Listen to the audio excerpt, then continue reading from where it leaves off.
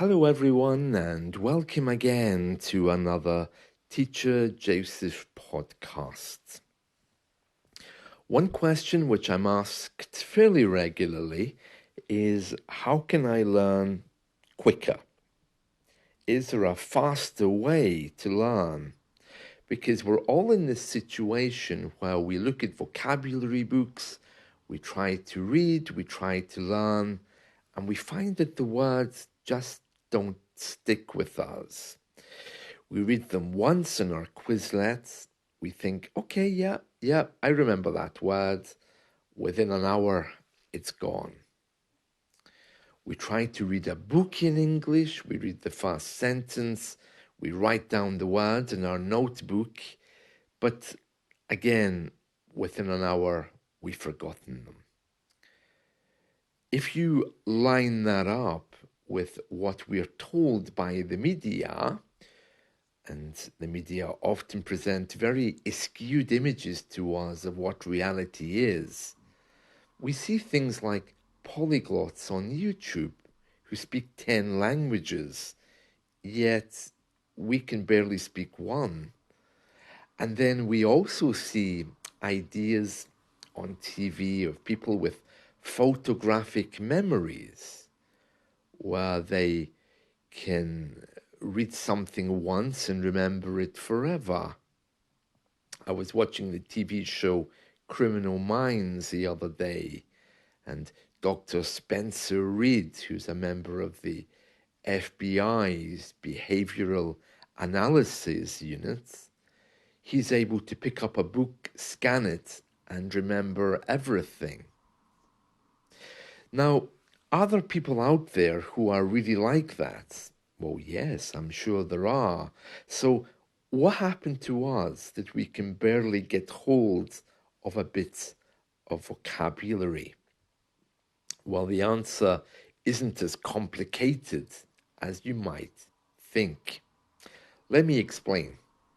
For most of us, when we were at school, the person who was able to display the best memory was often rewarded. And we all know, I'm sure you can remember from your school days, there was always somebody who seemed to have an amazing memory. And they were always selected to receive prizes. They were always praised and rewarded, whereas the rest of us weren't. That was fairly standard, I think, for those of us, at least of a certain age. And then we kind of grew up thinking, well, there's people better than us. And we've carried that. And now we come to learn something at our age and experience. And these memories of not quite being good enough are still with us. So we look at the book of vocabulary and we think, oh, yeah, I'm going to try to learn that. And then we can't. And the next thing you know, we're in this shame spiral. And we go all the way down thinking, I don't know why, but this is too hard. We try it again the next day and we think, maybe if I just book a lesson with a teacher, he will give me those words and then I'll remember them. And that rarely works as well. And so we get a bit stuck. And then we wonder, well, what can I do? How can I learn things? What can I do to make this right? And of course, we look for other ways. We try to buy books which promise us that they'll work. We look for flashcard apps like Quizlet and Anki because after all, they should work, shouldn't they? Many people use them. For some people they do, and for some people they don't. So, what's the answer? How are we supposed to deal with this when these kind of things come up? Well, I have an answer, and I guarantee you if you do this, your memory will be absolutely fine for recalling things which you see only once. It's not particularly difficult, but it takes a little bit of an effort. So, here goes. Now, over the years, I've been a teacher now, I think, for 35 years. So, during my time as a teacher, I've noticed a few different things. One of those things is that those people who have some kind of meditative practice to allow them to live in the moment are almost certainly most successful at learning. Now, the type of meditative practice they have is not so important, but what it does is it allows them to be relaxed enough and to be calm enough to absorb information. Now, many of you, I'm sure, have heard the word meditation and you think, oh no, don't put me in a room of silence on my own and ask me to do anything with that.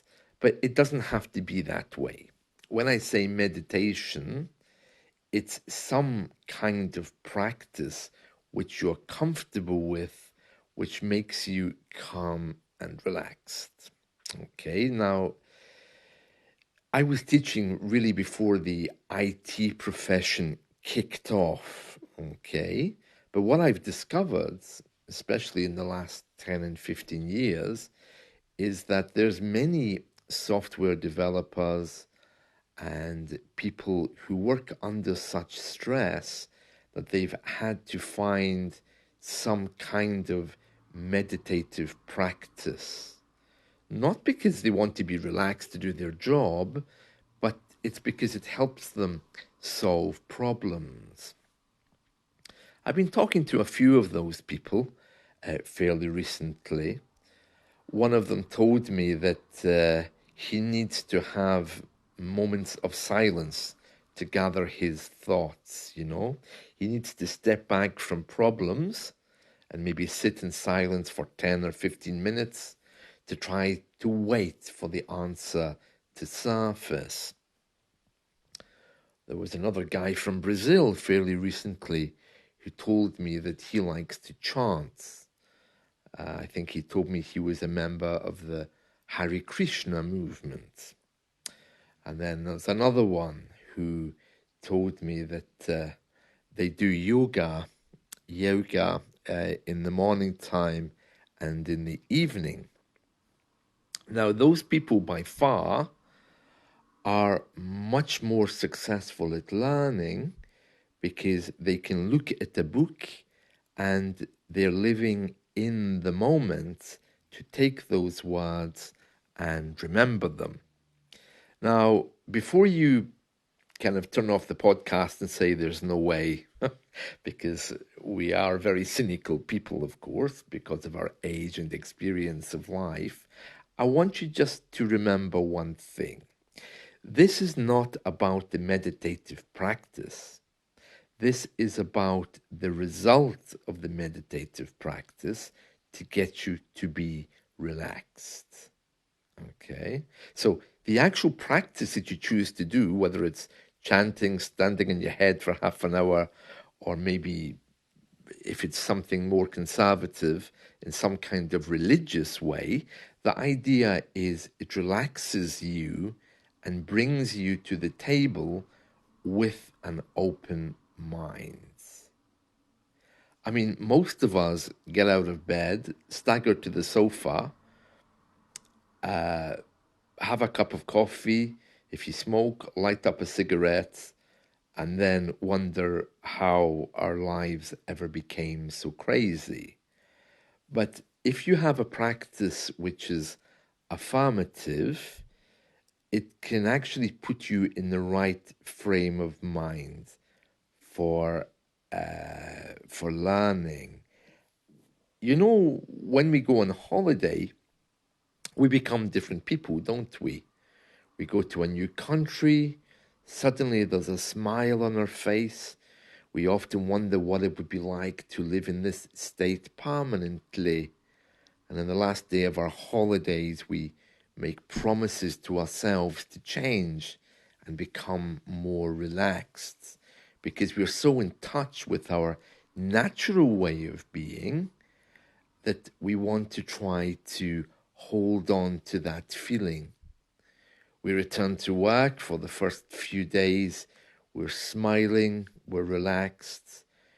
By the end of the week, though, the feeling is gone.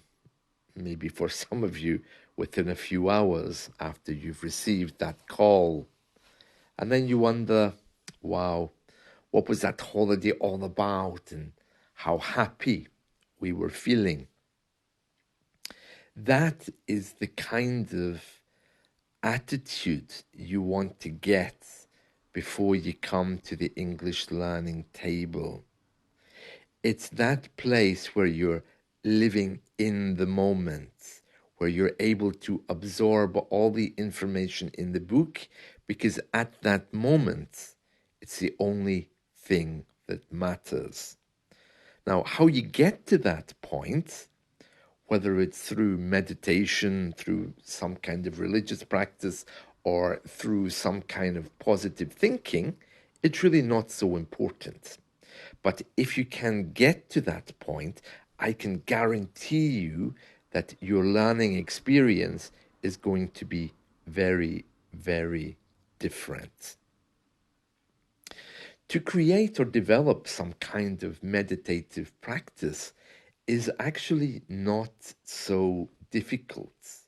To make it a habit can be quite difficult, but to develop one and to keep doing it for, the first few days, it can be difficult. But it's going to benefit your life in many ways, not only for learning English, but I think you'll suddenly see the world in perhaps a more positive way. Because when something relaxes your mind, it tends to be affirmative and helps us. Now, I'm not talking about hypnosis or affirmations, which have this philosophy of your mind being a little bowl which is lacking words or lacking something. I'm actually talking about something which pushes you forward, something which you naturally connect with. This thing is usually something which you choose. Unfortunately, religious dogmas tend to make us feel guilty. And if we use those, if they bring you joy, very good. But if it's one of these dogmas where you wake up in the morning and it's telling you, oh, you're a bad person, therefore you have to do this particular practice of reciting certain words, it probably isn't going to be so helpful. So today, I don't want you to focus too much on the word meditation, but I want you to think about what would bring you back to that place of joy and living in the moment. It could be a meditative practice, like reciting some particular type of mantra, or it might just be looking at holiday photographs from your last photo. I mean, how many of us look at photographs a second time? My telephone is full of photos that I've taken uh, on different trips and different holidays, but I never look at them. They're there, and if anyone asks me, yeah, I'll send them to you. But do we ever look at them again? And would that help us to get back into the holiday spirits? I don't know.